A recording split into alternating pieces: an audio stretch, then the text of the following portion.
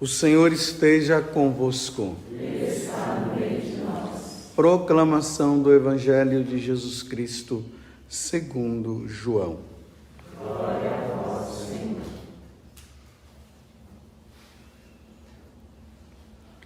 Naquele tempo, Jesus foi para o Monte das Oliveiras. De madrugada, voltou de novo ao templo. Todo o povo se reuniu em volta dele. Sentando-se, começou a ensiná-los. Entretanto, os mestres da lei e os fariseus trouxeram uma mulher surpreendida em adultério. Levando-a para o meio deles, disseram a Jesus: Mestre, esta mulher foi surpreendida em flagrante adultério. Moisés, na lei, mandou apedrejar as mulheres. Que dizes tu? Perguntavam isso para experimentar Jesus e para terem motivo de o acusar. Mas Jesus, inclinando-se, começou a escrever com o dedo no chão. Como persistiu em interrogá-lo, Jesus ergueu-se e disse: Quem dentre vós não tiver pecado, seja o primeiro a tirar-lhe uma pedra.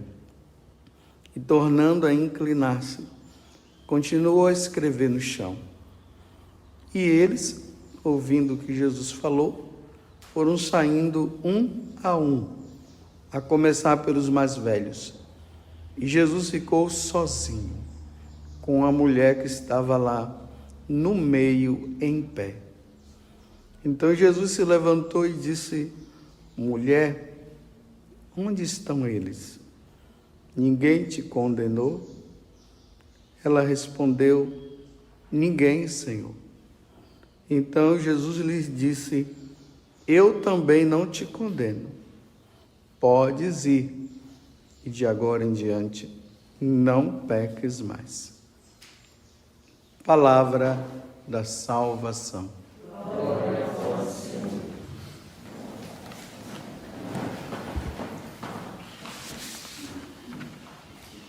Estamos na quinta semana da Quaresma. Agora praticamente nós entramos de cheio nessa semana que se chama a Semana da Paixão. Tanto que o prefácio que vai ser lido hoje é o prefácio da Paixão. Porque até então os prefácios estavam relacionados à abstinência quaresmal, à conversão e todos os outros, né? Mas aqui a igreja já coloca até como obrigatoriedade esse prefácio, que no missal está lá na página 519. E nós vamos vendo ainda essa situação dramática que, por Jesus ter curado aquele homem no dia de sábado, e por ele ter se declarado Filho de Deus, as autoridades religiosas daquele tempo estavam procurando agora toda maneira e toda forma para pegar Jesus em alguma situação para prendê-lo e matá-lo. Você vê que aqui está dizendo até que eles trouxeram essa mulher adúltera, né? Realmente a mulher adulterou, colocaram lá diante de Jesus para que Jesus pudesse julgar a situação, para ver se eles prendiam ele ou não. Mas mais uma vez Jesus se sai muito bem, porque ainda mais que ele é Deus, né? Como é que um homem vai querer pegar Deus em alguma situação? Jamais. Deus é perfeitíssimo em tudo, né? O homem pode fazer isso com outro homem, mas com Deus, jamais. Então a mulher foi surpreendida em adultério. Eles mostram, dizem: o que é que nós devemos fazer com ela? Porque a lei mosaica diz que deve apedrejá-la. Imagine uma mulher hoje, um homem, né, sendo surpreendido em adultério e tem que matar. Mata. A lei antiga era dura. Olho por olho, dente por dente. Era assim.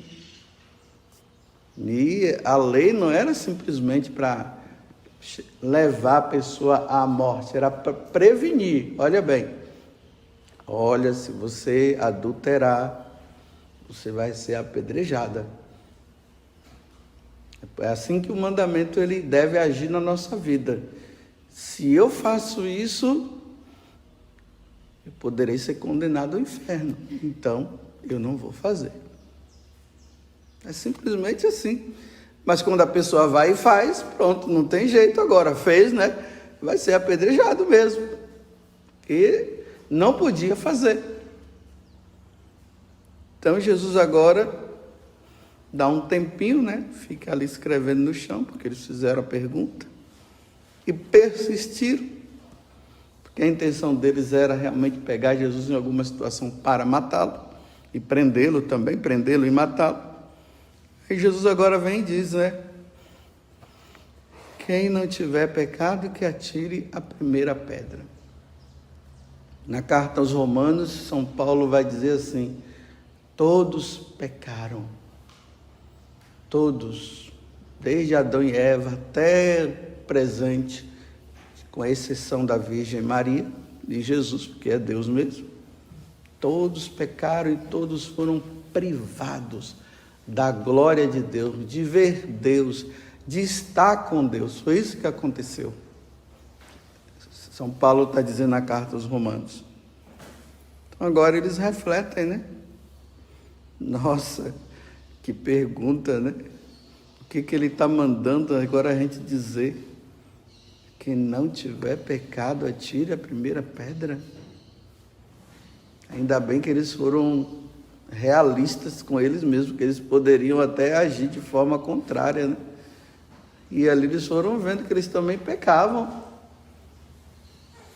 Eles também pecavam. Se foi no adultério, não sei, mas que eles pecaram também, então foram saindo de escanteio. Agora está Jesus sozinho com a mulher. Imagine, Deus com o condenado, com aquele que praticou o erro. Vocês veem que na primeira leitura, essa história aqui de Susana, né, ela foi condenada por algo que ela não fez. Houve toda uma tramóia, toda uma mentira ali em volta. Depois vocês peguem para ler também, no livro de Daniel, capítulo 13, a partir ali do versículo 1, né, até o 62. Então aquela mulher ela foi condenada por algo que ela não fez, mas graças a Deus foi absolvida. Só que essa mulher, ela adulterou, nós precisamos ter em mente isso. Essa mulher, ela adulterou. Então agora ela está diante do justo juiz. E Deus, Ele é que dá a tonalidade de absolvição ou de condenação. Então Jesus agora dá uma chance para ela.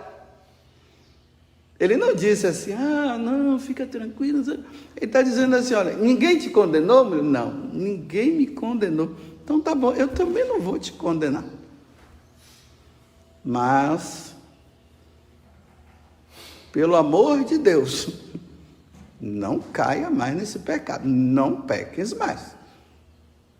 Porque vai em paz. Olha, não peques mais, viu? Mas vai em paz. É interessante como as pessoas usam esse evangelho para justificar o seu pecado e continuar no pecado. Aí o que é que faz? Pega ele pela metade, não pega tudo. Tem gente que pega um versículo da Bíblia e a partir daquele versículo ele manipula tudo. A Bíblia, a leitura das Sagradas Escrituras, elas não podem ser lida a partir de um versículo, não. Tem que ter todo o contexto. Aí sim, você pode iluminar aquele versículo a partir de todo o contexto. Não é pegar apenas o versículo e dizer assim, você está vendo aí, Jesus disse para aqueles homens, né, quem não tiver pecado que atire a primeira pedra. Pronto. Aí a pessoa justifica, todos nós somos pecadores. e continua pecando. E não muda de vida. Ou pode pegar a segunda parte, né? Mulher, ninguém te condenou? Não, também não te condeno. Olha, tá vendo? Você pega fora do contexto e diz assim, fica tranquilo, Jesus não vai te condenar. E o demônio, ele se utiliza muito disso, viu? Com pecados aí ele diz assim, não, faça, depois, fica tranquilo, Deus não vai levar em conta, não. Agora, a última parte ninguém fala. Vai e não peques mais. Lembre-se daquele homem que estava ali na piscina, e na hora que ele teve o diálogo depois com Jesus, o que foi que Jesus disse? Vai em paz, olha, mas cuidado para não pecar de novo, porque pode acontecer coisa pior, viu? Tá vendo? O que é que pode acontecer de pior na vida de uma pessoa que cai num pecado mortal, se não a condenação eterna? O pior é esse. Mas aí, né? As pessoas se justificam, aí fala para o outro assim, às vezes o irmão vai ajudar o outro que está no pecado, aí ele não quer sair, aí quando o irmão vai lá ajudar, olha, você está numa situação errada, cuidado, sai disso, isso não é bom. Quem é você para me julgar? Para continuar. A pessoa não tem boa vontade de querer sair, ela está amarrada naquele pecado, ela está tão ali infiltrada dentro dele, que não quer sair. Aí quando alguém vai ajudar, a pessoa diz assim, fala essas coisas. Quem é você para ficar me condenando? Deus não condenou ninguém. Não. É que você não passou para o outro lado ainda para ver. Passe dessa vida para outra, que você vai ver se não tem gente que foi condenada. Uma multidão, ó. Muita gente foi. Tem muita gente no inferno. Tem muita gente no céu? Tem, mas tem muita gente no inferno. Com essa justificativa. Se Deus não condena, aí pega assim. Você se lembra daquela passagem lá que está lá no Evangelho de São João, aquela mulher adúltera? Aqueles homens queriam condená-la, mas você viu, Jesus não condenou, não. Quem é você para me condenar? E continua nessa vidinha. E eu repito, esquece que Jesus disse, olha, tudo bem, vá, mas não peques mais, viu? Eu não te condeno, não. Eu não te condeno agora, nessa vida. Deus não condena ninguém nesta vida. A condenação vem pós-morte. Quando se passa dessa vida para outra, aí nós iremos diante dele. E ali lembremos daquela passagem do livro do Apocalipse que nós lemos há umas semanas atrás, no capítulo 20, que todos nós iremos diante de Deus e o livro da vida será aberto. E quem morreu em pecado mortal vai ser jogado no lago de fogo. Então é mentira o que está escrito ali? É por isso que nós não podemos brincar, meus irmãos. Não podemos. Então, como ele está falando do adultério, então aqui vai para os casados. Você que casou na igreja católica, casadinho, mas tudo certinho. Vocês se lembram que as 3 primeiras perguntas, a segunda foi essa: você promete amor e fidelidade até a morte?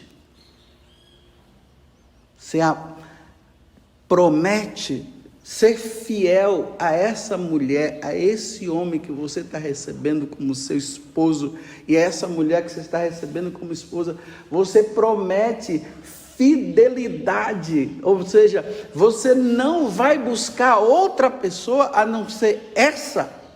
E os dois disseram sim. É um juramento feito a Deus. Então não se pode brincar com esse juramento. Então, a partir desse momento, pronto. Nada de outra pessoa. Olha, um homem e uma mulher casados, eles podem cair no pecado por tentação ou por descaração. Tentação pode ser um momento de fraqueza, a pessoa estava lá, ninguém sabe, às vezes a mulher está carente, ou o homem está carente, não sei, aí a serpente vem com uma lábia bonita e a pessoa acaba caindo. E depois a pessoa diz: o que foi que eu fiz, meu Deus do céu? Meu Deus, o que eu fiz? Traí a Deus, traí minha esposa e traí meus filhos. Como eu podia fazer uma coisa dessa? Arrependimento. A pessoa está extremamente arrependida. Aí ela vai no sacerdote lá e fala, recebe o sacramento da confissão. Olha, infelizmente aconteceu, padre, estou envergonhado. Como eu pude fazer isso com a minha esposa? Como eu pude fazer isso com Deus? Como eu pude fazer isso com os meus filhos? Como é que eu vou olhar agora para os meus filhos? E quando eu olhar para a minha esposa, e também, o meu esposo no caso, como é que vai ser? A pessoa fica humilhada. Gente, numa situação dessa, não tem como Deus não perdoar. Houve arrependimento. Agora, o sem vergonha, ou aquela sem vergonha, que já fez o adultério como uma norma de vida. Tem a mulher dele em casa, tem o esposo em casa, e fora tem o outro, tem as outras, e já fez isso. E aí pega essa passagem do Evangelho e fica dizendo assim: mas Deus sabe do meu coração e da minha fraqueza. Olha, era melhor você não ter dito isso. Era melhor que você dissesse assim: olha, Deus não sabe de nada. Talvez você se enganasse até melhor. Mas quando você diz assim: mas Deus sabe da minha fraqueza, sabe mesmo. Mas quando é que você vai sair dessa fraqueza? Por que você não foge da situação? Por que você fica procurando essa pessoa?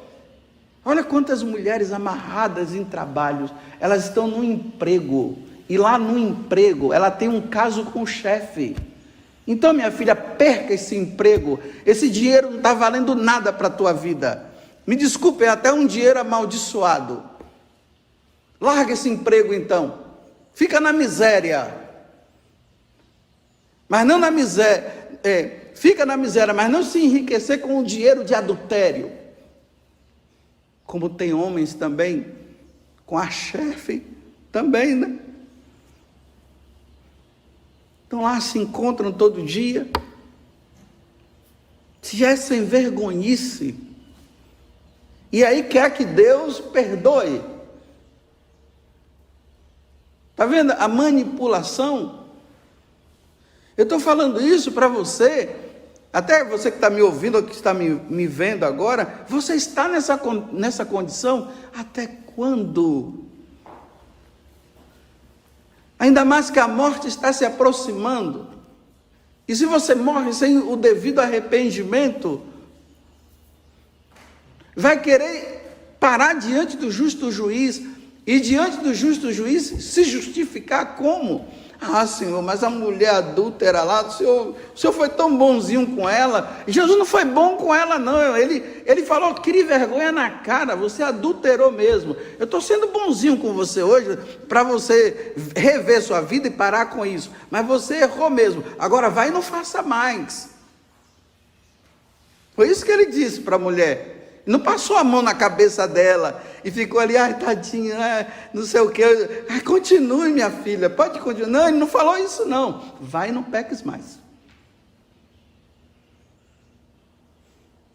E esses pecados por pensamento, porque nós pecamos por obras e por pensamentos também. Confesso a Deus Todo-Poderoso e a vós, irmãos e irmãs, que eu pequei muitas vezes por pensamentos, por obras, por atos, por omissão, por minha culpa, minha tão grande culpa. Eu falei por atos. E aqueles homens casados e aquelas mulheres casadas que vivem no adultério das redes sociais. Não tem tempo para a esposa, não tem tempo para os filhos, mas está lá nas redes sociais e manda foto para lá e foto para cá, e beijinho para lá e beijinho para cá, e saudade para lá e saudade para cá. Quero te encontrar, eu também quero te encontrar, mas nunca tiveram contato, é só recadinho, pecando por pensamento o tempo todo e desejando. Isso é adultério. Lá no Sermão da Montanha, Jesus falou que se você pecar por pensamento, se você adulterar, praticar um ato por pensamento, você já fez. Numa atitude dessa, um homem e uma mulher que são casados não pode receber a Eucaristia, não. Não pode.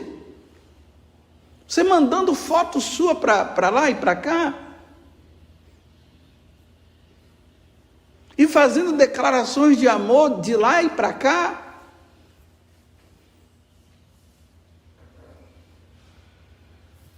Até quando? E depois diz que Jesus é misericordioso, que Jesus é bom, que Jesus é maravilhoso. Sempre, me desculpe, sempre querendo fazer com que Deus, como se Deus fosse um palhaço. Querendo fazer de Deus um palhaço.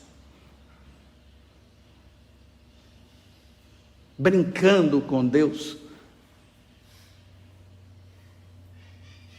Até quando? Reflita, estamos no tempo de Quaresma.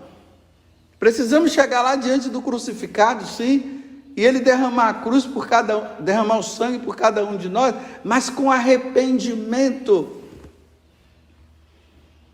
Tem pessoas que elas estão na situação, elas estão tão amarradas que elas já não conseguem mais sair.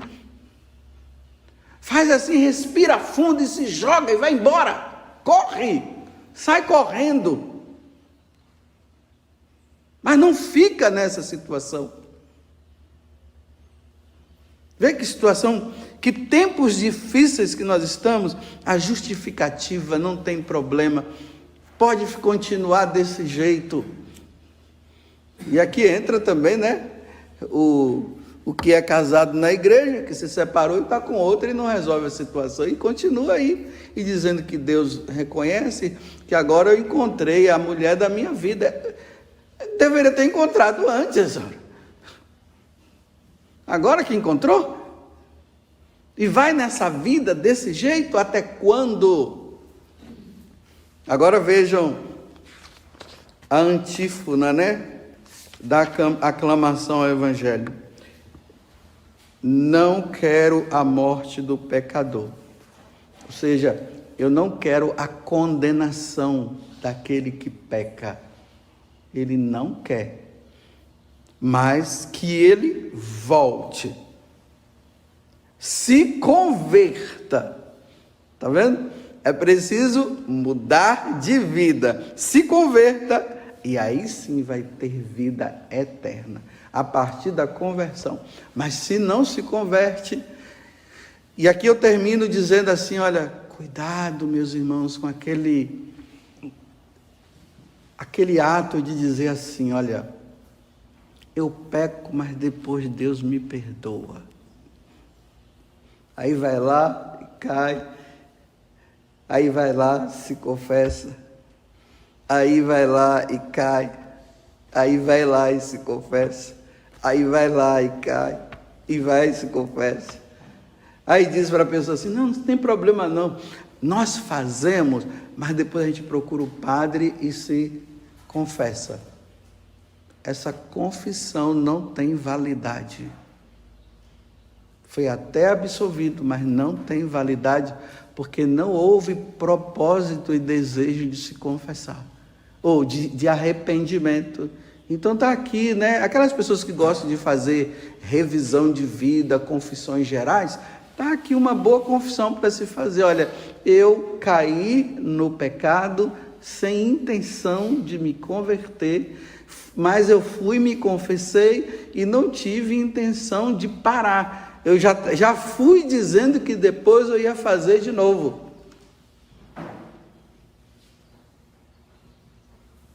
Está vendo que gravidade? Tem que haver arrependimento interior.